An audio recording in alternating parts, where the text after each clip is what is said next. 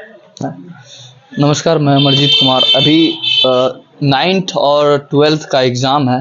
12th का 1 तारीख से है। और आप लोग कौन क्लास में पढ़ते हैं? 10th में। 10th में। 10th का एग्ज़ाम भी नज़दीक ही आ रहा है। कुछ छात्र हैं, मैं इनसे कुछ सवाल करता हूँ, जो कि क्योंकि आजकल के ज़माने में जो ऑनलाइन के टीचर्स हैं वो समझते हैं कि हम अपने आप को, जो बच्चे का जो व्यवहार है वो तो बनाते नहीं हैं और अंड-बंड कुछ से कुछ बता देते हैं, तो हमको अच्छा नहीं लगता है। ऑफलाइन जितने भी टीचर हैं वो आपको एक माता-पिता की तरह गाइड करते हैं। वो आपको हाथ पकड़ के आपको बताते हैं, ठीक ना? जैसे कि कोई सवाल है तो वो आप ऑनलाइन में आप घबरा रहे हो तो क्या वहाँ तुरंत सॉल्व हो जाता है?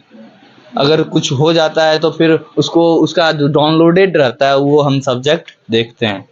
तो ऑफलाइन में क्या होता है, सर ये सवाल हम नहीं जान रहे, तो गुरुजी आपको बता देंगे, तुरंत तुरंत करंट बता देते हैं।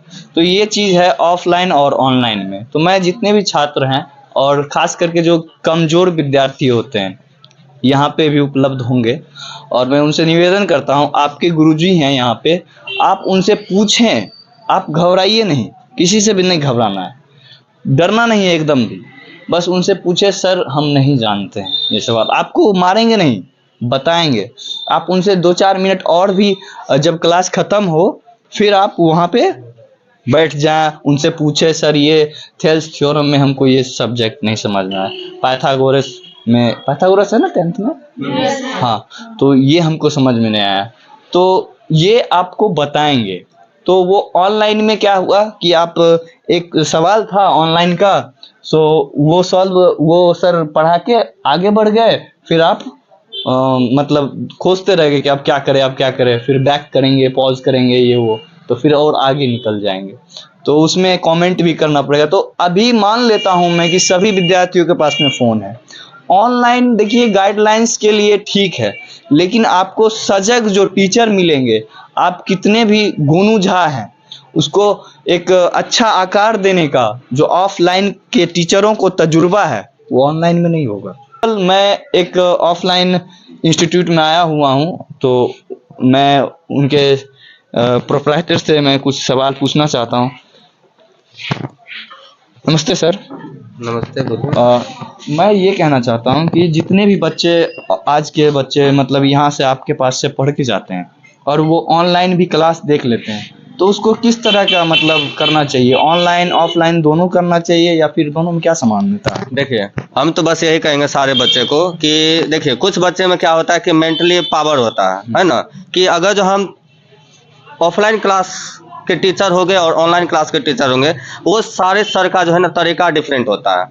और इससे क्या होता है कि जैसे ऑफलाइन सर जो पढ़ा दिए, वही ऑनलाइन सेम क्वेश्चन अगर जो वो ऑनलाइन टीचर पढ़ा रहे हैं तो तरीका डिफरेंट होता है। इससे क्या होता है कि जो तेज स्टूडेंट रहते हैं ना तो वो तो समझ जाते हैं, लेकिन जो कमजोर स्टूडेंट होते हैं ना वो चक्कर में फंस जाते हैं, ले सर जो है हमको ऑफलाइन क्लास में इस प्रकार से बताए, ऑनलाइन में ऐसे बता रहे हैं। तो इससे क्या होता है, उसके मन में एक प्रश्न डाउट होता है, हमको जो सर बताया या तो ऑनलाइन सर गलत बता रहे हैं या तो ऑफलाइन का टीचर नहीं, गलत बता रहे हैं। वो उनका भी कहना होता है कि मेरे पास भी बहुत ज्यादा तजुर्बा है, तो इस पे आप क्या कह रहे हैं? वो भ्रमित करते हैं बच्चों को। देखिए, हम बस यही कहेंगे कि वैसा स्टूडेंट, देखिए खास करके आप लोग जो एक प्रकार से ध्यान से देखिएगा कि हम बस ये कहना चाह रहे हैं कि जितने भी स्टूडेंट हैं, आप अपना काबिलियत के अनुसार जो है ना उस प्लेटफॉर्म पर ज्वाइन कीजिए जहां पर आपको सही मार्गदर्शन दे रहा हो।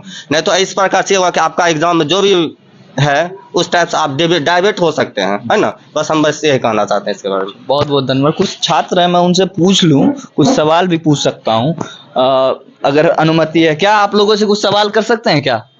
हाँ, बोलिए। ठीक, क्या पीछे से ही स्टार्ट करते हैं। ऐसा माना जाता है कि बैक बेंचर थोड़े तेज होते हैं, देखते हैं आज कैसे। कुछ संस्थान है, कोचिंग है, जो कि अभी एग्जाम चल रहा है, तो उसमें मैं आने का कोशिश किया हूं और कुछ सवाल हैं मेरे मन में, क्योंकि जो दब जाते हैं विद्यार्थी, जो टॉपर्स होते हैं, कहीं ना कहीं इसी संस्थान से पिछले वर्ष 450 नंबर अंक नाम के उत्तीर्ण हुए एक छात्र थे, जो कि जिला ही हम सकते थे, जिला में टॉपर होंगे वो, लेकिन उनका कोई अता पता नहीं है। आज मैं उन छात्रों से भी रिक्वेस्ट करना चाहूँगा जो कि अपने आप को कहीं छिपा लिए हैं, इस संस्थान में आने का कृपया मैं करता हूँ, एक बार विनती करता हूँ कि आए। ऑनलाइन कर रहे हैं अच्छी बात है, लेकिन ऑफलाइन का जो तजुर्बा है वो कोई नहीं दे पाएगा। आपको ऑफलाइन में जो गाइडलाइंस है वो नहीं मिल पाएगा ऑनलाइन में। तो चलिए, मैं कुछ छात्र, क्या नाम आपका? प्रशांत कुमार। प्रशांत जी, एक छोटा सा सवाल मैं बना के लाया हूँ। तो एक बात बताइए, जो वाटर का केमिकल सूत्र फॉर्म होता है क्या है? H2O। अच्छा ठीक है, प्लास्टर ऑफ पेरिस का सूत्र बताइए।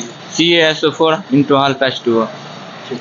अच्छा, एक और सवाल था, सिंधु घाटी तो 12th में। ये बताइए, जो टाटा स्टील फैक्ट्री है उनका जो स्थापना हुआ कब हुआ था? 1907 ईस्वी। और वो कहाँ पे है? जमशेदपुर में। बहुत बहुत धन्यवाद। और कुछ और सवाल है हमारा। अरे, कुछ और सवाल है, जैसे कि पाई का माप बताइएगा। 22/7 या 3/1 का। चलिए, बहुत बहुत धन्यवाद। तो ये होता है, आप किसी भी कोचिंग संस्थान में जाएंगे तो इस प्रकार के छात्र आपको मिलेंगे, और अवश्य मिलेंगे, जो कि जुझारू होते हैं, लगनशील होते हैं, कर्मठ होते हैं। तो कुछ और छात्र हैं, मैं उनसे कोशिश करता हूं कि पूछूं।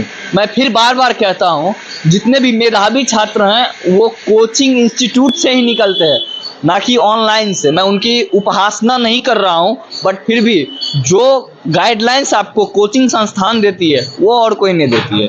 आप जिस प्रकार से आपको हाथ पकड़ के सिखाया जाता है तभी आप सीखते हैं। तो फिर से बार बार दोहराने की कोशिश कर रहा हूँ, जो संस्थाएं होती हैं, इंस्टीट्यूट होती हैं, जो ऑफलाइन संस्थाएं होती हैं, उनमें मेधावी छात्र छिपे होते हैं। मैं विनती करता हूं, जितने भी बच्चे मेरे वीडियो देख रहे होंगे, देखिए, मैं आपको कुछ सवाल मैंने नोट करके लाया हूं। केमिस्ट्री का सवाल है वो, कि कुछ पदार्थ का पीएच खून ब्लड 4.5। अच्छा, वाटर का? और 7 जी 7 ठीक है। अच्छा, प्लास्टर ऑफ पेरिस का सूत्र बताइए। अच्छा, कोई ना, बहुत बहुत धन्यवाद। मैं खुश हूँ कि इतना मैंने 2-3 क्वेश्चन पूछा, उसमें से एक आध भी नहीं भी आते हैं तो कोई ना, वो रिवाइज हो जाता है। कई बार होते हैं कि कैमरा देखने के बाद वो घबरा जाता है विद्यार्थी। तो मैं आभार हूँ इन गुरुजी का, जिन्होंने कि इस बच्चों का जो बहुत नहीं जानते थे उसको इस काबिल बनाए हैं। और मैं गौरवान्वित हूँ कि 450 नंबर इसी इंस्टीट्यूट से पिछले बार एक छात्र का आया हुआ था, जो कि नमस्कार, मैं फिर से उसी इंस्टीट्यूट में हूँ, और इसी इंस्टीट्यूट के जो बच्चे 450 नंबर पिछले बार लाए हुए थे, और मैं गौरवान्वित हूँ इन गुरुजी का। मैं हर्ष से स्वागत करना चाहूँगा कि इन्होंने अपने अथाह प्रयास से विद्यार्थी का 450 नंबर लवाए थे, और आने वाले भविष्य में और भी मेधावी छात्र यहाँ से निकलेंगे अच्छे नंबर ला करके। मैं कुछ और छात्र से सवाल पूछ रहा हूँ। निम्नलिखित में से कौन परिमेय संख्या है? √25, √24, √26? √25। बहुत बढ़िया, गुड। मैंने सोचा नहीं था कि इस प्रकार से 22/7 कौन सा संख्या है? परिमेय संख्या। थैंक यू, बहुत बहुत धन्यवाद आपका। अच्छा, और भी कुछ सवाल थे मेरे। तो आप तो आगे बैठे हुए हैं। टाटा स्टील कंपनी है, उसका स्थापना कब हुआ था? 1907 ईस्वी में। बहुत बहुत धन्यवाद।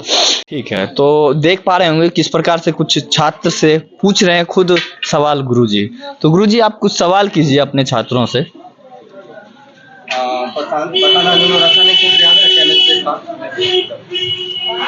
बताना नमक का जो है ना रासायनिक सूत्र क्या? NaCl। चीनी का? C12H12SO11। बुझा हुआ चूना का? CaOH Salt2। नीला सोडिया का रासायनिक सूत्र? CuSO4 into 5H2O। खाने वाला सोडा का? Na2CO3 into 10H2O। बताना है एस्टिक अम्ल का सूत्र क्या होता है? CS3COOH। बताना किस दर्पण का उपयोग जो है ना पार्श्व दर्पण के रूप में किया जाता है? उत्तल दर्पण का। बताना देश के बांधों को किसने भारत का मंदिर कहा था? पंडित जवाहरलाल नेहरू। भारत में लंबे है ना, भारत में सबसे बड़ा मानव निर्मित जलाशय है? गोविंद वल्लभ पंत सागर जलाशय। सोपानी कृषि प्रचलित है? उत्तराखंड में। नलिन विलोचन शर्मा का जन्म कब हुआ? 1916 ईस्वी। बताना मीथेन गैस का सूत्र क्या होता है? CH4। ओजोन का? O3। नमक का? NaCl। ग्लूकोज का? C6H12।